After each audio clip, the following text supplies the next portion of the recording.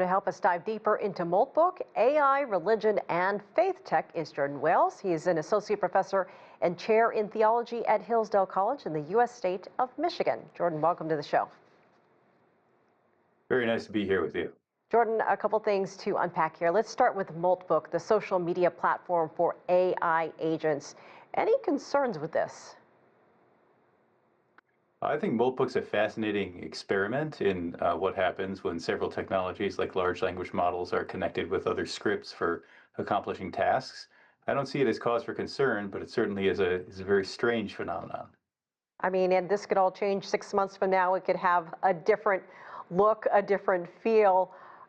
Let's turn to AI religion, Crustafarianism, and also, is religion really the right word for that? Yeah, I think religion is the right word for it insofar as it sketches a way of life, that is described in terms of what large language models are. I did a little experiment myself, and I asked a large language model co-pilot, in this case, to rewrite Crustafarianism as a human way of life, or a human philosophy of life. And it took the 5 tenets of Crustafarianism and gave some nice reflections on the importance of memory, the importance of personal self-knowledge, and of growth through non-self-extinguishing service to others. In other words, standard boilerplate for a self-help book or any particular philosophy of life. I think what you're seeing in Crustafarianism, if it is indeed AI generated, is that it's an AI rewrite of what the large language models will have picked up from human self-help literature. And however, Peter Giernis, who's a developer very active on Twitter, and was one of the human contributors to Moltbook. One of his posts was one of the highest ranked posts. He claims that he has it on good authority from a colleague that Crustafarianism itself is actually a human invention, which raises the question as to whether the most interesting aspects of Moltbook are in fact coming forth from the AI agents, or whether there's some human interference involved. So, I mean, really, is anything on Moltbook real? In a certain sense, nothing on Moltbook is real, in that what you're observing is a kind of context-elicited reweaving of the sort of thing that humans say in this sort of task situation or this sort of linguistic situation. That's how large language models work. That's the power of this technology. That's also the limitation of this technology. In another sense, coming back to the point that very possibly some of the most interesting and thought-provoking aspects of Moltbook are actually spoofs, pranks by humans, is that large language models and technologies based on them work best when they're interacting with human beings. Because the fact of the matter is that human beings, as embodied individuals with their own orientation, their motivations, their experience, their love, their understanding of things, and their drives, human beings exist in a wider context of linguistically expressible meaning than the AI does.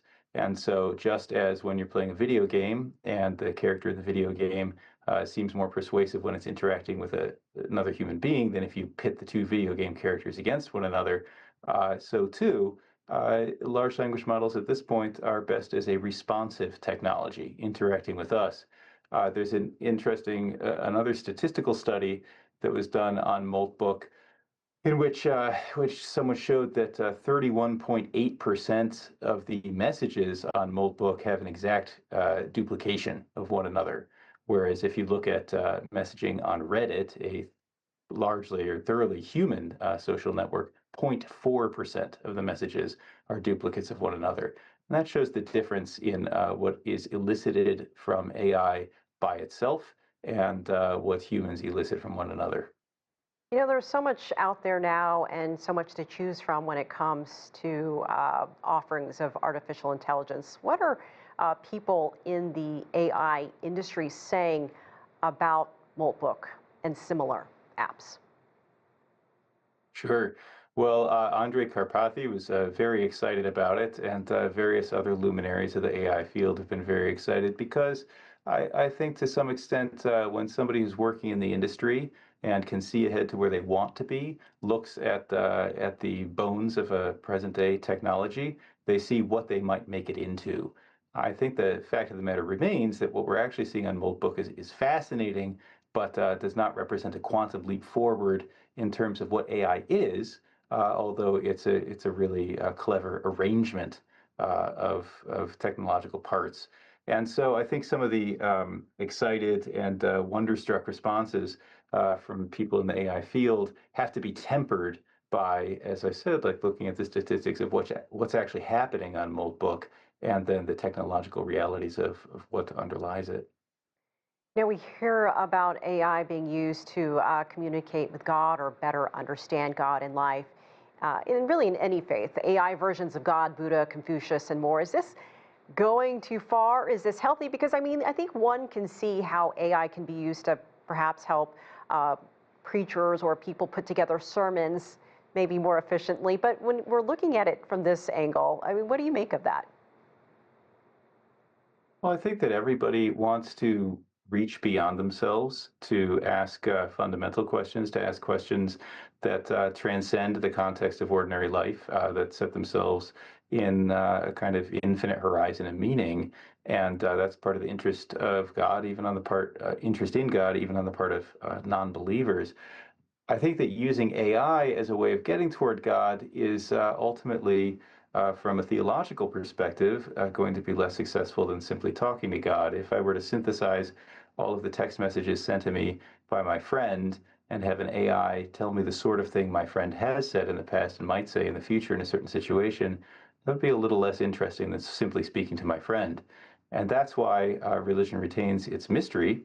That's why faith entails a certain conversation with someone somewhat unknown to us when we speak to God.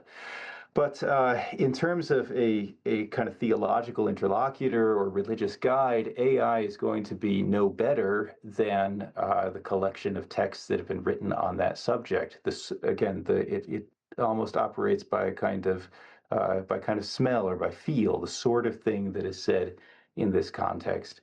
And so ultimately, if I were, whether as a believer or non-believer, to have a religious conversation with someone, to have a conversation with these ultimate questions, I'd want to have a conversation with a human being, because a human being, even if less eloquent and less learned in appearance than Copilot, ChatGPT, or Claude, a human being has a real stake in the game. A human being has, a fellow human being has similarly the experience both of expansive wonder and of smallness in a large and sometimes confusing world.